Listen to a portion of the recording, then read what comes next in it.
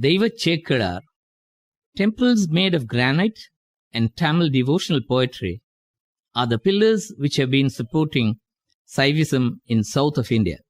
The 12 Tirumurais form the most important group of such Tamil poetry. Of these 12, Peruman, the 12th Tirumurai, has its own significant role in the sustenance and growth of Saivism.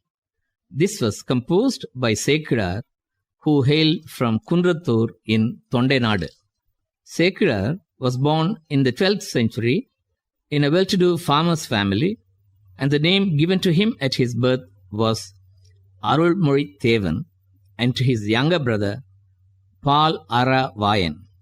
However, Sekkizhar, the name of his family, Kulapayar, only stuck to him.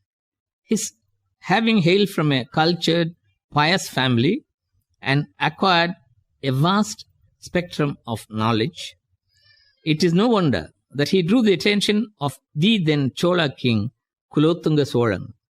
He promptly pulled him away, made him his chief minister, and named him Uttama Chola Pallavan. Sekkizhar proved to be a capable administrator and a wise minister. Being a devotee of Shiva, he got attached to the Lord of Tirunakeswaram. Not only did he renovate this temple, he also built one in his own hometown, Kundrathur, and named that temple too as Tirunakeswaram. The kingdom was being administered admirably well. There was no fear of any invasion. Thanks to the fertility of Cholanadu, the people had plenty to live on. With this situation around, and having nothing much to do, the king and his subjects took to merrymaking and entertainments that catered mostly to their 5 senses. The king was obviously enamored by Tiruttakkadevar's Sivaga Sintamani, a Jain epic that gives graphic details of the amorous exploits of Sivagan, the hero. He was slowly becoming an addict to listening to such stories, much to the dislike of the chief minister Sekkilar. Sivakadaigal pala irukka avakadaigal ketkirare endra varuttam. He was keen to wean him away from this detestable taste. He started narrating to him the tales of Nayanmars in a captivating manner, right from Thillaival Andanar to Tirunilakanda Yalpanar. The king was soon diverted. No, not just diverted, but made to develop a keen interest in those glorious didactic episodes of Nayanmars. His interest soon became so intense that he commissioned Sekkilar to expand Thiruttondattogai and Tiruvandadi and create a worthy epic elaborating on the countries, places, traditions, names, and services of the Nayanmars for the people at large to read, follow, and benefit by. அவரவர்கள் நாடு, அவர்கள் இருந்த ஊர், வந்து அவதரித்த திருமரபு, திருப்பேர், செய்த சிவசமய திருத்தொண்டு, உடைத்தாய கதை கற்க நிற்க, தப்பில் பெரும் காவியமா விரித்துச் செய்து தருவீர். As opted by the minister, the king sent him to Thillai with all the support facilities that he needed. Sekkilar went to Thillai Ambalavar straight and fell at his feet to bless him with the opening words and obstacle-free completion of the work. அடிகளே, உனது அடியார் சீர் அடியேன் உரைத்திட அடியெடுத்து இடர்கெடுத்து அருள்வாய். The Lord obliged him with உலகலாம் as the opening words. Thus started the great work on the great people. The king was keenly following up the progress, and when he heard that the magnum opus on the servitors of Shiva was successfully completed, he rushed to Thillai. As ordained by Thillai Ambalavar through his divine voice, Valava, ni idai kadidu kel. The king was happy to announce to the priests, heads of mutts, the scholars, and the public of the sacred presentation of Puranam with annotations by the author Sekkilar himself. The presentation started ceremoniously and concluded with another colorful ceremony at the end of 1 year. the king aptly crowned Sekkilar with the title Thondar Seer Paravuvar. He also took him out on a procession on the back of an elephant along with his work. As a fitting finale, the king fell at the feet of Sekkilar, took his blessings, and left him back at Thillai.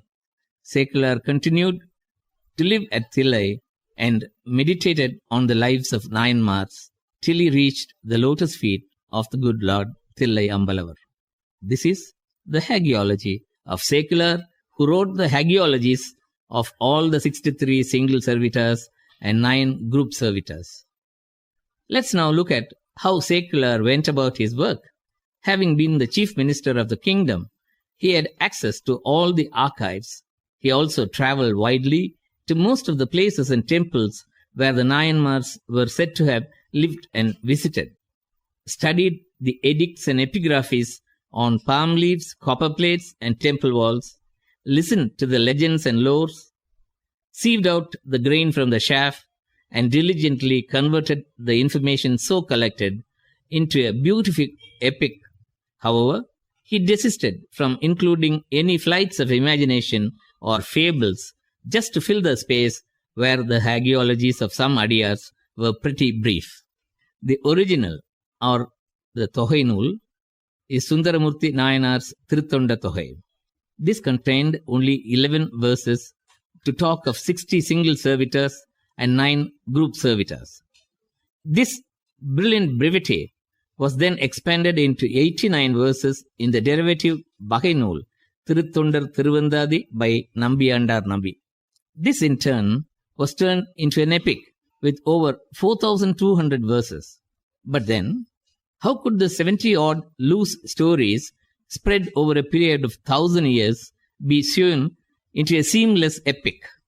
That's precisely where the artistry and mastery of a poet of Sekkilar's caliber lies. Firstly, he made Sundaramurti Nayanar almost the hero of the epic by letting his hagiology run through several episodes. Secondly, he prefixed the Thirumalai Charukkam at the beginning and suffixed Vellanai Charukkam at the end, both of which are not found in the original or the derivative works. Thirdly, he made Ubamanyu Munivar in Kailayam to tell the pre-birth story of Sundaramurti Nayanar in flashback. These innovations and the poetic skills of Sekkilar give Puriya-Puranam the character and color of a complete epic. As for the structure, Sekkilar divided Puriya-Puranam into just 2 cantos, or Kandangal, and 13 chapters, or Sarukkangal. His style is simple and sober, in keeping with the humility of the adiyas that he sang about. That takes us on to some of the distinguishing features of Sekkilar's Puriya-Puranam. He has fallen in line with the concepts love is God and service to mankind is service to God. Taken Tamil right into the sanctum sanctorum of temples for performing archanas. Popularize the view that worshipping adiyars is equivalent to worshipping Shiva himself. Emphasize the importance of individual character and discipline. Thanimanida Olukkam Tavaramai made his women unhesitatingly argue for their justifiable rights. Introduced even modern revolutionary concepts like Satyagraha, trusteeship of wealth, anti-untouchability, etc. To sum up, Sekkilar has convincingly shown to the world that even a simple form of devotion, Eliye Bhakti, or service, Siriye Thondu, but persistently done at any cost, is adequate to reach the lotus feet of Lord Shiva. Let us therefore cherish this treasure of ours, Puriya-Puranam, a document of Hindu religious history, a literary masterpiece, and above all, a great devotional tool. Let us also pay our obeisance to this great poet who has since been deified as Deiva Sekkilar.